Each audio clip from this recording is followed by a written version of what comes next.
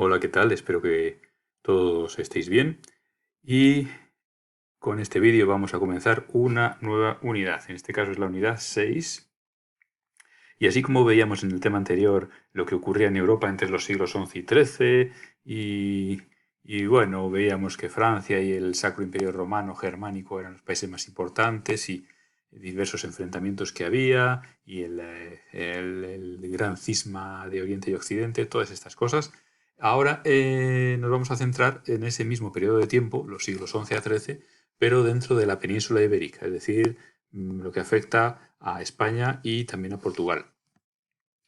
Si os acordáis del tema de la unidad 4, creo que era, pues ya habíamos visto lo que ocurría en la península ibérica entre los siglos 9 y 11, o entre los siglos 8 y 11, básicamente lo que ocurre es la invasión musulmana y la resistencia de los cristianos, y cómo en el norte de la península se van formando diferentes reinos cristianos, como el de León, como el de Asturias, como el de Navarra, y cómo van combatiendo y ganando tierras a los musulmanes, cómo se producen estas guerras de lo que se conoce en historia como Reconquista, y cómo van organizándose los diferentes reinos, tanto los musulmanes, cuando pasan de emirato a califato, como como los reinos cristianos, que a veces se unen, a veces se separan, a veces se llevan bien, a veces se hacen la guerra entre ellos, en fin, un periodo muy complejo,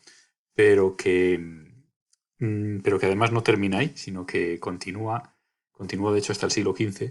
Aquí vamos a ver más o menos entre los siglos XI y XIII. Aunque cuando lo vaya explicando voy a anticipar un poco el final para que veáis que tiene continuidad, y para que cuando veamos ya el final de la Reconquista en las siguientes unidades os suene de algo todo eso, ¿vale? O sea que, digamos que me extiendo un poquito más de lo que son los límites del tema, porque en verdad este tema en vuestro libro, pues bueno, está bien explicado, pero a mi entender se queda un poco corto.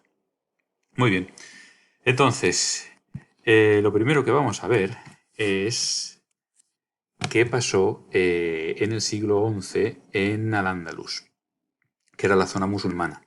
Esto ya lo vimos al final del siglo de la unidad 4, pero lo podemos ir recordando. En el siglo XI hubo una gran guerra civil al principio en el territorio musulmán, en Al-Ándalus, y lo que ocurrió es que al final de esa guerra, en el año 1031, se decide o deciden que el territorio del Andalus no puede permanecer unido, es decir, los musulmanes deciden que no pueden mantenerse unidos porque se llevan demasiado mal y hay demasiada gente que quiere acaparar el poder, y dividen el reino en diferentes reinos pequeños. Estos reinos se llaman taifas.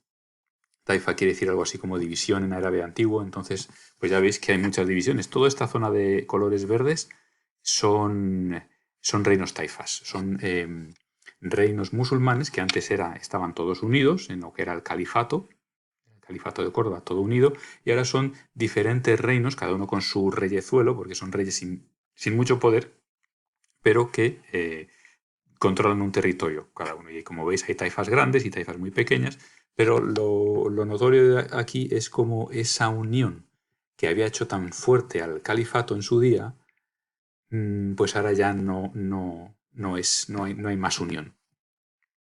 Además había taifas controladas por árabes, que eran por lo general las más importantes, por ejemplo la taifa de Badajoz, la taifa de Toledo, la taifa de Zaragoza, y otras controladas por eslavos, que los eslavos habrían sido traídos a la península ibérica como esclavos, de ahí que comparte la misma raíz la palabra, y se habían asentado por esta zona del sureste. Del sureste, las taifas pequeñas, algunas eran eslavas. Y luego también los bereberes, que eran una tribu del norte de África, que formaban o habían formado en su día el grueso de las tropas musulmanas, se asentaron en las taifas del sur. Por ejemplo, Málaga era una taifa berber. Bueno, pues en esa situación de división, lo dejamos en el tema anterior. Y entonces, ¿qué pasa? Que claro, esta división hace que cada uno de estos reinos sean más débiles por separado que juntos, como es lógico. Entonces los reinos cristianos aprovechan la ocasión y van atacando y conquistando tierras a los musulmanes. Esta es la dinámica que tenemos, digamos, a mediados del siglo XI en la península ibérica. Bien, además, algo que hacen los reinos cristianos, bueno, y que lo ha hecho cualquier reino a lo largo de la historia, es exigir el pago de parias. Las parias son unos impuestos. Esto es una especie de chantaje, una especie de bullying, que digamos que un reino hace sobre otro, un reino fuerte hace sobre uno débil, y le dice básicamente, si no quieres que te ataque, me tienes que pagar tanto dinero cada año. Y entonces el otro reino no le queda más remedio que aceptar, porque si no, es invadido. Si quiere mantener cierta independencia, tiene que aceptar el pago de parias, que es un impuesto, en virtud al cual pues el otro se compromete a no atacarte, pero bueno, claro, te va sacando el dinero poco a poco, ¿no? Y entonces los reinos cristianos pues exigieron el pago de parias a algunos reinos taifas. Bien, pues según va avanzando esta situación, claro, los musulmanes están hartos del ataque cristiano y ven que cada vez son más débiles, porque es que además tampoco se llevan bien entre ellos, también se atacan entre ellos. Y algunas parias deciden terminar con esa situación y dicen, mira, hay que acabar con esto. Hay un reino muy fuerte en el norte de África, en lo que hoy es Marruecos, parte del Sáhara Occidental, costa oeste africana, etcétera, que es un reino muy fuerte y si nos ayudan, pues a cambio nos sometemos a ellos, ¿vale? Pero bueno, es un reino que sigue siendo musulmán de cualquier manera y nos pueden ayudar contra los cristianos. Y eso es lo que hacen. Este pueblo norteafricano, este imperio norteafricano se llama Almorávide, los almorávides, de Almoravids. Y entran por el estrecho de Gibraltar, tal como entraron los árabes y bereberes en su día, y sí que efectivamente van a conseguir unificar todas las taifas.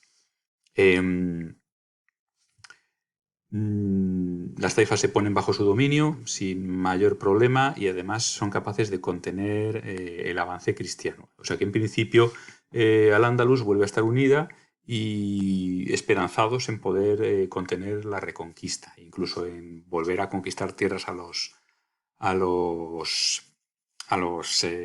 cristianos, ¿vale? Los almorávides tenían la capital en Marrakech, que es una ciudad de Marruecos, y bueno, pudieron mantener cierto control durante más o menos 50 años. Es decir, estos entraron como en el año 1090 más o menos. Hay que decir, que se me ha olvidado, que los cristianos habían conquistado Toledo. Había un rey leonés que se llama Alfonso VI, que conquistó Toledo. Toledo está aquí. Toledo era una ciudad muy importante para los musulmanes. Bueno, para los musulmanes y para cualquiera. Era una ciudad central en la península ibérica. Y la conquista de Toledo fue un golpe terrible para los musulmanes. Entonces es cuando decidieron llamar a los a los almorávides, para que les ayudasen, ¿vale? Y los almorávides efectivamente lo hicieron a partir de 1088, 1090 y consiguieron unificar el territorio. Estuvieron hasta 1143 más o menos manteniendo su poder. Era un pueblo además muy religiosamente integrista, intolerante, con un gobierno muy fuerte, muy autoritario, pero que no pudo contener al final todas las tensiones que había en Al-Ándalus. Es decir, los pueblos, los diferentes reinos taifas que había habido y que ahora estaban unidos bajo los almorávides se seguían llevando mal entre ellos. Y seguía habiendo tensiones y ataques contra los cristianos. Entonces, al final, tampoco los almorávides consiguieron contener el territorio. Y lo que ocurre es que tenemos otra vez otra nueva división, que son los segundos reinos de taifas. Segundo reino de taifas. Vale, los segundos reinos de taifas pues tienen menos territorio que los que tenían antes los primeros reinos de taifas, pero bueno, pues es lo mismo, una división grande, una división en muchos reinos pequeñitos, algunos más grandes que otros, porque no hay manera de tener una política común. Entonces, bueno, esto de los reinos de taifas, pues es un mal negocio, porque ya digo, si estás dividido, malamente vas a resistir a la invasión. Además, fijaos aquí cómo Castilla ya es un reino muy grande y se está haciendo cada vez más fuerte, ¿no? Entonces el empuje es muy grande. Aragón también se está haciendo más fuerte. Como en 1150, y esto lo diremos luego, Aragón y los condados catalanes se van a unir y entonces se va a formar la corona de Aragón todavía más grande. O sea que el peligro, para los musulmanes, el peligro de los cristianos pues era muy grande porque seguían atacando, ¿no? Bien, entonces, ¿qué ocurre? Que los musulmanes, los segundos reinos de taifas, pues al final están en la misma situación que los primeros, se ven desbordados. Y entonces hay otro pueblo del norte de África que ha conseguido vencer a los almorávides, que se llaman almohades. Y entonces estos almohades lo que hacen es misma operación que la anterior con los almorávides. Entran por el estrecho de Gibraltar y consiguen unificar todas las taifas. Entonces, ¿qué ocurre ahora? Que los almohades pues vuelven a centralizar el gobierno y el ejército y resisten a los ataques cristianos. Los cristianos estaban bastante confiados, pensaban que eso iba a ser cosa de tiempo, conquistar toda la península ibérica, pero no fue tan fácil. En el año 1195, como tenemos por aquí, Alfonso VIII, que era el rey de Castilla, fue derrotado en Alarcos. Y entonces vio una cosa complicada. Dijo, ahí va, nos han derrotado grandemente y estos almohades son duros de pelar. ¿Qué decisión toman entonces? Pues unir los reinos cristianos, para atacar a los musulmanes, a los almohades. Esa unión de reinos cristianos no es tan total, porque por un lado los portugueses habían conquistado ya toda esta zona de aquí, si veis este mapa, vamos a verlo en grande, habían conquistado toda esta zona hasta Lisboa, todo el Valle del Tajo, y ellos ya, bueno, pues estaban contentos con esa zona que tenían ya, ¿no? Luego veremos que seguirán conquistando a los musulmanes, pero bueno, no quisieron participar en esa unión, no veían claro ir a la guerra con el resto de reinos cristianos. Y los leoneses estaban peleados contra la Castilla. De hecho, Castilla y León estaba unida antes y se vuelve a separar en dos. Los leoneses estaban regañados con los castellanos, así que dijeron, no participamos del pacto. Sin embargo, navarros, aragoneses y castellanos sí que se van a unir. Y entonces forman un ejército común que va a derrotar a los musulmanes aquí, en Navas de Tolosa, las Navas de Tolosa, en el año 1212. En el año 1212, un ejército conjunto de Castilla, Navarra y Aragón derrota a los musulmanes en Navas de Tolosa, derrota a los almohades, así que esta es una de las batallas más importantes de la Reconquista, posiblemente la más determinante, porque después de esta batalla ya los musulmanes nunca se volvieron a recuperar en la península ibérica, nunca volvieron a tener el mismo poder, ¿vale? Entonces, ya que digo esa batalla, aquí viene la descripción, es muy relevante. El rey de Castilla era el mismo que había perdido en Alarcos, Alfonso VIII. El rey de Aragón es Pedro II y el rey de Navarra, Sancho VII. Esos tres reyes son los que ponen sus ejércitos juntos para derrotar a los almohades en Navas de Tolosa.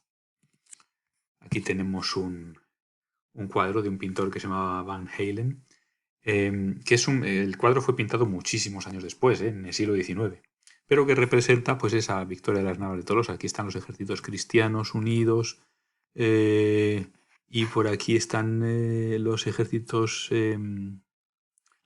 árabes que tienen que retroceder y tal. Y bueno, aquí pues, como veis hay unos árabes o unos cuantos soldados del ejército musulmán en el suelo derrotados y los cristianos pues han resultado vencedores.